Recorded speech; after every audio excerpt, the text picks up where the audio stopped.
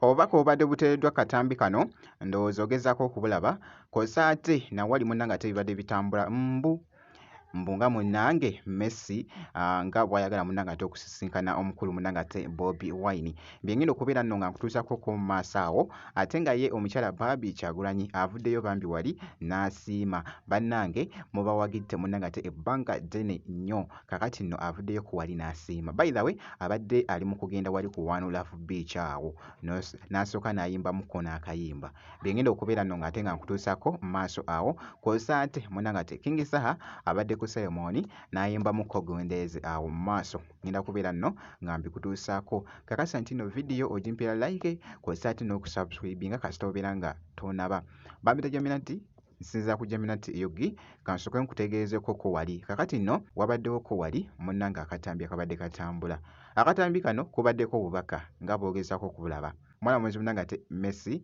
omu ku basambi b'emipiira kakati nno ndabye wali nga bibadde bitwedinga bitambulira ddala munnange ate okukamala actually wano ku Jaminati Yogi tusooka kunoonyereza munnange ne tuzuula naye munnange byambu naye nga wali ngezezzaako munnange ate okuwuliriza obulungi olulimi lw'abadde ayogera naye muganda wange go ge mazima binnemye olulimi lwe lunnemye okutegeera naye nze obubaka bwentegedde bwebwe obubaka munnange ate obadde buwandiikiddwa ku katambi kano naye nkyayongera munnange ate okunoonyereza ngenda kubeera nga nkyayongera munnange ate okunoonyereza okuzuulira ddala amazima so nja kuba nga nkutegeeza wano ku Jaminati Yogi gwe kakasa nti nno kwoli osubscribinze ojja kubeera nga ofuna notification ku video gye ngenda okubeera nga nkola naye sigenda kubeera nga njogera bingi kansooke nkweko ku katambi kano aka Messi.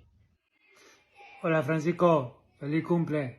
Bueno, nada, espero que lo pase lindo, que disfrutes de tu día. De acá te mando un abrazo grande y lo mejor. Nos vemos. Chao. Bueno, sería increíble, ¿no? Tanto para mí como para toda la gente que es hincha del club, para el mismo club que está apostando a seguir creciendo, a seguir teniendo un cambio grande, a ser un equipo referente. Creo que ganar títulos ayuda muchísimo y sería impresionante. La verdad que es muy lindo cómo la gente del Inter viene cada partido a alentarnos, a acompañarnos. Nos tocó jugar muchos partidos de local y el estadio siempre estuvo lleno y bueno, es un club de muy joven, de muy poco tiempo que hace que está y poder conseguir nuestro primer título sería hermoso para todos. Muchas gracias, Leo. Muchas gracias a todos. Thank you so much. Hola, amor, mira. Grady Colón. Gredito Colón, mi pareja. Ah, pensé que era para ti. Sí. Para tu pareja. Sí.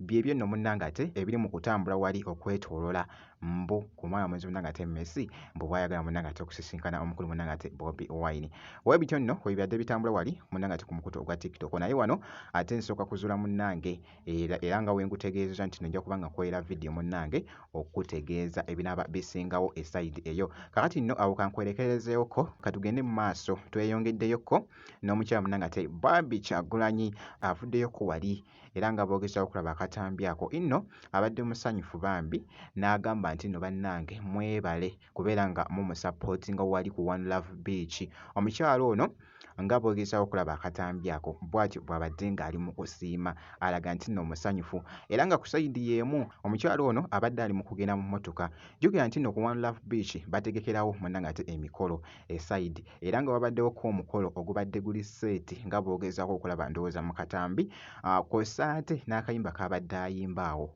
nga just ali mugoyengamu kaawo crazy. Amazes me like finding Bangore here.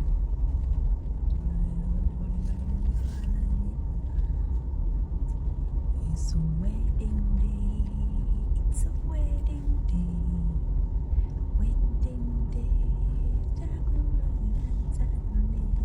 Wakayimbanga mti aka wedding day. Pewe twali watoto akayimba it's a wedding day. Walala wedding. Galalala wedding day. Chakuchana Sunday. Wedding day.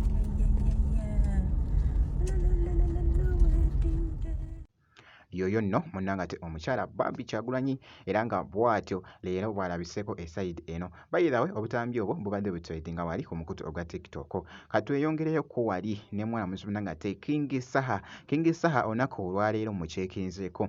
Mwana mulenzi ono nno bino nno byonna bibadde bikyagenda mu maaso. Abadde yakavaayo ko wali munnange n'akakasa ekivulu kye era nga posta agikoze mu butongole era n'agiteekamu munnanga ate ebirungo n'alaga wali ssente ezigenda okubeera nga actually ssente zogenda okubeera ng'osasula n'alaga wali tebo nga bw'ogezaako okulaba akafaananyi ako munnanga ate omuyimbi King Saha bw'atyo bw'avuddeyo n'agamba nti nno tuddayo Lugogo. Agambye nti nno muddayo munnange wali okubeera nga mumulaba Lugogo mugenda kubeera nga mumulaba ate munnange mu sitayiro endala. Esayidi eyo ye mwana mulenzi munnange ate King Saha era nga tweyongeddeyo ku wali nga bwe mbadde nkugamba nti abaddeko ku seremoni emu